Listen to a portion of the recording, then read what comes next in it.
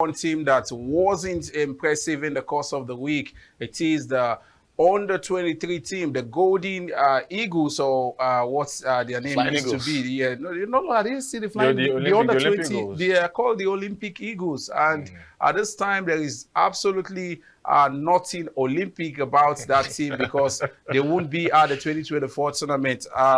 Azul, let me start with you on this. How did we get here? First of all, it's nice to be here. Like you said, Matthew, it's not exactly, the end of the week that we envisaged. We thought by now the Super Eagles would be safe and dry to the AFCON. We also thought that would also have the Under-23 Eagles, qualify for the Morocco tournament. But unfortunately, with every international break, there seems to be one unpalatable news or the other around our national teams. This time around, it is the Under-23 team who we are unfortunate to not qualify for the Under-23 AFCON in Morocco, meaning that they won't be at the Olympic Games next year in Paris, which would make it back-to-back failures. They weren't at the Olympic Games in Tokyo also in 2021. 2020 Games, but was held in 2021 because of the coronavirus pandemic. Matthew, I think it's, absolutely pathetic. Thinking that we didn't qualify for the CHAN, we didn't qualify for the Olympics last time, you would have thought that there would be some sense of urgency, that there would be a bit more in terms of resolve. The team, the NFF, the technical crew, Salisu Yusuf himself, the coach, giving a lifeline, you would think that he would want to do everything possible to redeem his image, launch himself back into the limelight. But, unfortunately, they didn't do it at home, and then they were disgraced away. I think it's just really pathetic, the state of Nigerian football today. And away from the under-23 team, it's time to head straight to discuss the Super Eagles. It wasn't a palatable outing in both legs against Guinea-Bissau. We expected that the Eagles would have been able to annihilate that side, but they struggled to do more like a revenge against the same team that defeated us in Abuja when they won 1-0 in the reverse fixture. Farouk, let's talk about what you saw. Last time we discussed about some of logistics going into that game, some things that were meant to be done, rotation of coaches. But this time around, let's talk about the coaching aspect. Let's talk about the performance of these players. Is this all we could give at this time? Has Jose Pizarro done enough? It's a shame, honestly, from one problem to the other. And this time around, you have to be very, very sorry for the Super Eagles. Honestly, over 2 legs, could not even score from an open goal, from against the Guinea-Bissau. It's so pathetic. And at the same time, you also have to ask the coach, silent question, is this guy good enough to manage a team big as the Super Eagles of Nigeria? Look at his record. He has only managed to win 3 times. Just 3 times. The friendlies has lost them symbolically. He has not played fantastic football. And if you tell me we don't have that talent, that's a fat lie, because our players are doing quite well everywhere in Europe. And also, we also have to question the attitude and also the mannerism of Super Eagles player. Are they willing to shed this blood and sweat for the Eagles the way they do for their respective clubs? Going with those days when you see players in the past, a 98 set, 94 set, Olympic Eagles, even 2022, Super Eagles, playing for pride, playing for the call of, playing for the badge. But this time around, these guys see the Super Eagles team as a place to come and relax and also take a break from the activities in Europe. We need to look at all of this. Well, Giselle said something very, very instructive, that we have to also question the players. Are you ready to play for the team? But set the standard. Let us see what they are playing for. Look at the pitch. It's an eyesore. It was an eyesore. And you want them to play quite well on that field. Honestly, a lot of things needs to be done, but it's a gradual process. But at the same time, Super Eagles needs to do more. We cannot be struggling against a team like Guinea-Bissau over 2 legs. Penalty saved us. That's why we are top of the group. But all in all, I think that we have disappointed ourselves, the player, to the coach, and also to the NFF. They need to do better. And Azul, let's talk about the support cast for Victor Osimhen.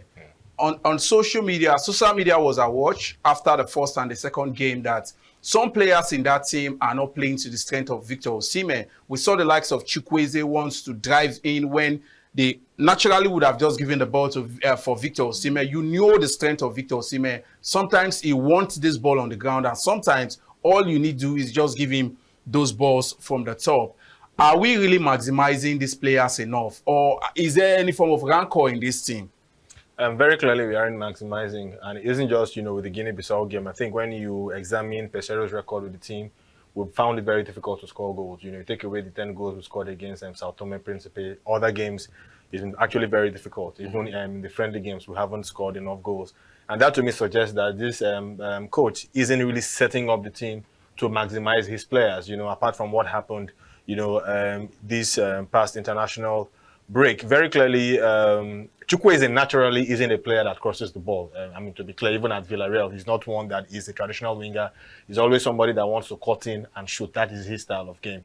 But when you watch, Osimhen this season, and you look at how he's played at Napoli and how he's been able to score loads and loads of goals, I think it behooves on the coach to fashion that team, to set up that team to the strengths of his primary striker, and then to instruct these players on how to actually feed this striker. And I think that what we've actually seen with the Super Eagles, and it isn't just about Joseph Peseiro, is that we do have players that are incapable of making crosses. It's not just, it didn't start today. You go back 4 years, 3 years, even at 2019, at the 2019 AFCON, we have players that are incapable of crossing the ball. Moses Simon cannot cross the ball. The captain, Musa, cannot cross the ball. Chukwueze cannot cross the ball. We do not have people that can cross the ball. And if you cannot cross the ball the way we've seen Osimhen fist in the air this season, how are you going to expect him to score? And even on the ground, we are not playing anything close to cohesive football. There isn't any togetherness.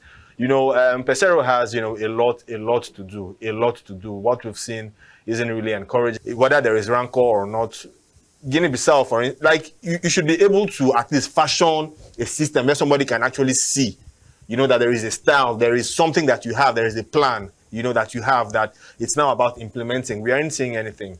And I'm not surprised that Osimhen and the likes continue to struggle. Guys, before we leave the Eagles, let's talk about, they have been called for a local coach. They have been called that we have those who can do it here. We spoke to some ex-internationals, and to be candid, that happens to be their position, that we have local coaches who, if given this responsibility, they will do better. Is this the time for us to be calling for a change? And even if we call for a change, should it be a local coach? Honestly, it's difficult to say that the local coaches come. Have they covered themselves in glory for the last couple of years? No. The last time we didn't make the Nations Cup, they were responsible for that. Back to back, we missed the Nations Cup. But here is the deal. Is the Super Eagles attractive enough for us to get the brand of football we want to see? The English national team have not won anything since 1960-something. The only World Cup. But every player that plays for England national team wants to die, wants to sweat for that team. And you see them doing that. You misbehave once, you are, taken away from that club. Mason Greenwood is still suffering from that. Phil Foden suffered from that, and he's back. So make it attractive that everybody wants to play for the Eagles. That's the first thing for us. Then coaching is the simplest thing we can put in place. If you're not qualified, you're not qualified. It's not about wanting to have our local coaches there. Are they good enough to be there? The last time we had anything near good was Sunday Olise. And we also know how that panned out. His own stubbornness and also the unwillingness of the NFF to also yield to his demands cost us a lot of trouble. So it's about us changing so many things in this phase. We still have a long time to build. Yes, the Nations Cup is very much close to us. We'll qualify regardless. We'll qualify. But what are we going to be doing there? Yes, working structure, working system. This has always been the question on the lips of several Nigerians when it comes to developing football in the country. But you would say, simply put, a system is the ability for the individual saddled with the responsibility to be able to do the needful.